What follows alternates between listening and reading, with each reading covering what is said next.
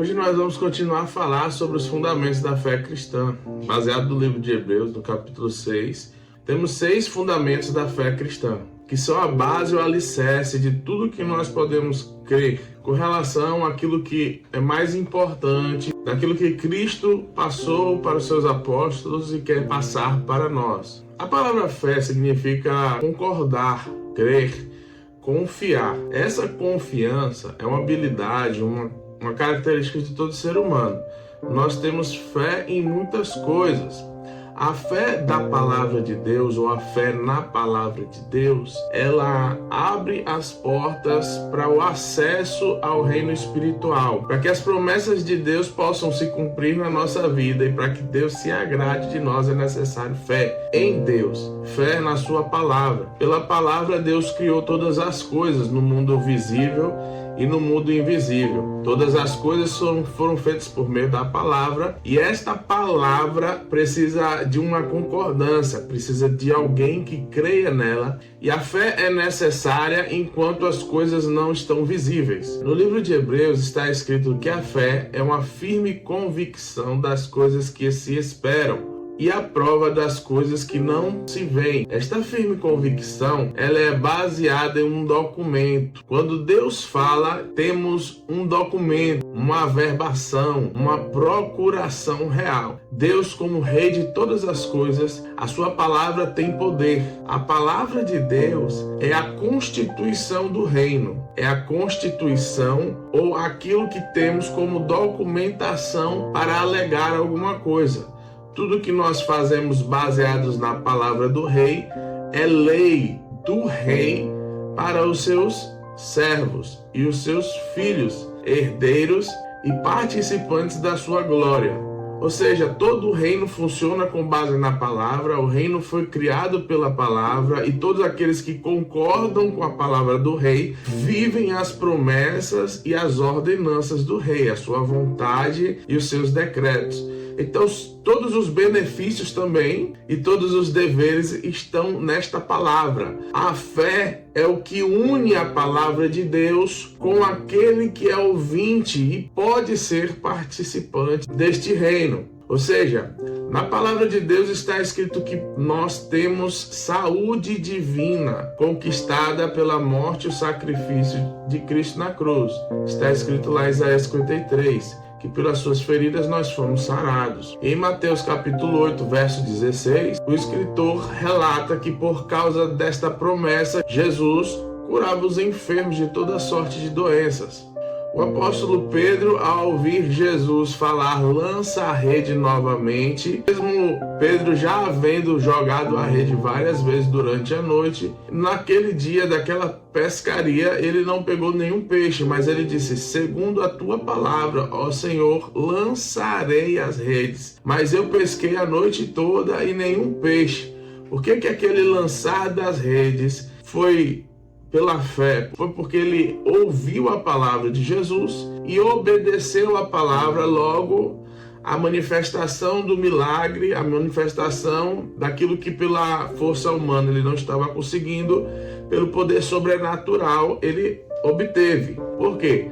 Porque a fé é a moeda de troca, é o que o reino espiritual entende para que a gente possa manifestar as promessas e o poder de Deus na terra. Sem fé é impossível agradar a Deus, então nós temos um pai que se agrada daquele que ouve e confia. Qual é o pai que quer orientar, ensinar seu filho e vai se agradar de um filho que não obedece, de que não concorda, de que não segue as orientações do pai, sendo que é o pai que sabe de todas as coisas? Então, se pela fé nós temos esse relacionamento e pela fé também adquirimos tanto autoridade para ter, como autoridade para realizar e autoridade para ser no reino espiritual. Então, o que somos, o que temos, o que podemos fazer e o que devemos fazer está relacionado à palavra de Deus. Todo mundo tem fé e fé em alguma coisa. Mas aqueles que creem em Cristo têm fé no que Cristo ensinava, pregava, falava. E crê que Ele é a verdade, o caminho e a vida. Todas as coisas foram feitas por Ele, nada foi feito sem Ele. Nada do que foi feito sem Ele se fez, é o que está escrito lá no livro de João, no capítulo 1. Então, se Jesus é a palavra que traz forma, traz vida e gera todas as coisas, porque Ele próprio é a palavra de Deus, o Verbo se fez carne e habitou entre nós, e o Verbo era Deus e estava com Deus desde o princípio. Se este Verbo, esta palavra, Jesus, Ele é o realizador de todas as coisas, Ele é o autor e consumador da nossa fé, nós podemos confiar plenamente dele. Pela palavra que ele dirigiu a nós, nós podemos conquistar coisas. Por exemplo, Jesus algumas vezes curou alguns enfermos e disse a eles: a tua fé te curou ou te salvou dessa condição que você estava. Quer dizer que aquela fé foi o canal, o meio, a moeda que gerou a manifestação da cura. Muitas pessoas tocaram em Jesus nas orlas das suas vestes para serem curadas, mas teve uma mulher específica no meio de uma multidão que extraiu de Jesus a cura. A mulher que tinha fluxo de sangue há 12 anos, Jesus sentiu naquele momento que dele tinha saído virtude. E por causa dessa experiência, da fé que aquela mulher teve, Jesus falou para ela: tua fé te salvou. Muitas das pessoas, inclusive fora de Israel, que era comum, ouviram de Jesus. Nem Israel ouvir tanta fé. Isso quer dizer que a fé pode ser adquirida por qualquer pessoa. E nem sempre os religiosos, os sacerdotes, são aqueles que têm mais fé. Jesus falou que nem Israel havia fé como aquela mulher cananeia que gritava e clamava pela cura da sua filha que estava moribunda ali, endemoniada há muito tempo. E Jesus falou para ela. Como ela respondeu aquela grande resposta para Jesus, se você quiser depois você lê, ela obteve o milagre. Ela obteve aquilo que muitos em Israel não tinham. Jesus estava muito perto deles, mas eles estavam com seus corações muito longe. Então a fé nos aproxima de Deus e também a fé nos aproxima dos milagres, das promessas, da autoridade e do caráter que Deus quer depositar e da nossa realidade espiritual. Por exemplo, a palavra de Deus diz que pela fé nós podemos nascer de novo e ter um novo espírito. E pela fé também, esse espírito pode ser fortalecido ao ponto de sermos a imagem perfeita, madura de um homem perfeito como Cristo é. Nós também somos neste mundo. A palavra de Deus diz também que temos a mente de Cristo. Ou seja, estas promessas são uma realidade presente. Nós temos a mente de Cristo e não vamos ter. Somos como Ele nesta terra e não seremos. Poucas pessoas conseguem viver essas promessas, compreender estas coisas que pela fé nós entendemos que o mundo foi criado pela palavra de Deus, seja ele visível ou invisível. Então, pela fé nós temos as bênçãos de Deus realizadas, manifestas na terra. Pela fé nós conseguimos ter um relacionamento de intimidade com Deus e agradá-lo. Pela fé nós conseguimos ter e obter sinais e maravilhas. E pela fé também nós adquirimos o caráter de Deus e a realidade de filho, a qual está em nosso espírito.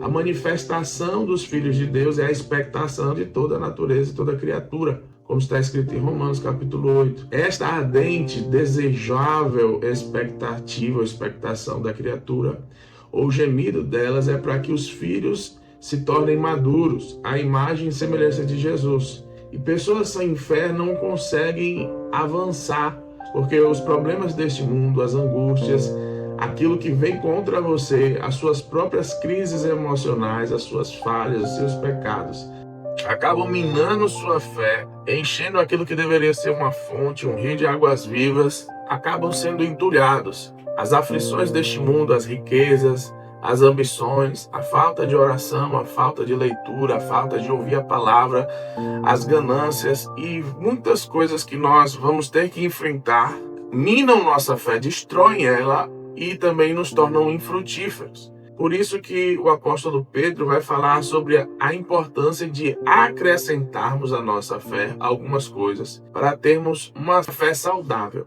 Olha só o que está escrito lá em 2 Pedro, capítulo 1, verso 5. E vós também, pondo nisto mesmo toda a diligência, acrescentai a vossa fé, a paciência, acrescentem a piedade, o amor fraternal. Ao amor fraternal, vocês acrescentam o amor. Porque em vós houver e abundar estas coisas, não vos deixarão ociosos nem estéreis no conhecimento do nosso Senhor Jesus Cristo.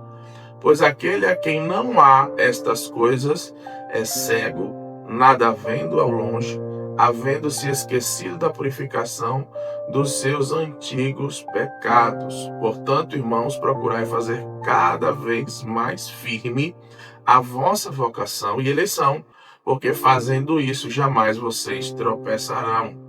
A mesma coisa, ou semelhantemente, o apóstolo Tiago vai explicar na sua carta, dizendo que se nós pedimos algo a Deus, como a sabedoria, que é uma promessa de Deus, devemos ter confiança e jamais duvidar, porque aquele que duvida, ele é como as ondas do mar ou como o vento, que é levado pelo vento para um lado e para outro, ou seja, não tem firmeza. O apóstolo Pedro está lembrando a nós, vocês devem ser firmes, constantes, perseverantes, devem ter uma fé inabalável. E para que esta fé seja saudável, para que esta fé seja sã, vocês precisam acrescentar à fé outras coisas. E ele cita algumas destas coisas que nós precisamos acrescentar à fé. Ou seja, a fé não é a única coisa que nós precisamos, mas é imprescindível.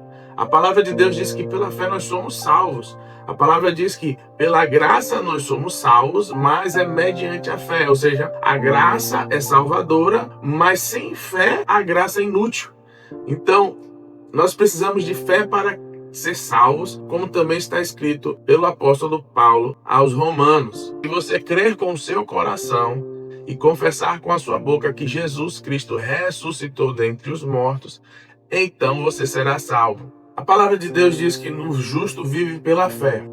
Ou seja, a sua vida é uma resposta da fé que você tem, da fé que você adquiriu e do que você nutre, de como a sua fé está saudável. Tem muitos cristãos que creem que Jesus o salvou, que ele é salvo, que ele vai morar no céu, que Jesus o salvou, perdoou. Mas poucas pessoas creem, por exemplo, que nós somos como Jesus na terra, que nós temos a mente de Cristo. Porque na sua alma, isso é, na sua mente, que ele conhece, ele não vê a sabedoria, o amor, a paciência e os pensamentos de Cristo. Porque nós temos a mente de Cristo em nosso espírito. E os homens carnais não acessam a mente espiritual. Esse segundo fundamento da fé é muito importante, porque não se trata apenas de fé, mas de fé em Deus. Para se ter fé em Deus, precisa conhecer a Deus, conhecer sua palavra, conhecer o seu caráter, conhecer suas promessas, conhecer os seus planos, os seus desígnios. A palavra de Deus diz que ele fala sobre as coisas que vão ser, que vão acontecer pelo início. Ou seja, pelo início das coisas, Deus revela o fim. São ciclos e estações que já estão pré-determinados ou pré-marcadas por Deus. Algumas coisas já estão pré-definidas e outras Deus já viu e já falou para nós o que vai acontecer. Então, por exemplo, Elias era um homem cheio de fé, vivia milagres, palavras que ele liberava aconteciam, como parar de chover durante 3 anos e meio, e muitos outros sinais aconteceram pela palavra de Elias. Mas ele não poderia, por exemplo, ordenar que Jezabel e Acabe morressem no mesmo instante que ele quisesse. Esta palavra tinha que ser liberada por Deus. Se Elias liberasse e não fosse a vontade de Deus, não iria acontecer. E compreendendo também que Deus se move com tempos, estações, juízos complexos. Tem coisas que não vão depender da nossa fé. Não importa o quanto você creia, tem coisas que vão acontecer. Não importa o quanto você fale ao contrário, creia, ore, pense ao contrário. Tem coisas que vão acontecer porque é para se acontecer por causa de muitas coisas complexas que Deus dificilmente vai parar para lhe explicar. Então no próximo vídeo eu vou fazer uma parte 2 para que vocês possam compreender cada vez mais sobre fé. Para que vocês possam entender como obter a fé, como viver da fé, como crescer na fé e ter experiências, e ter maravilhosas experiências de fé com Deus. Deus te abençoe e até o próximo vídeo. Fica na paz.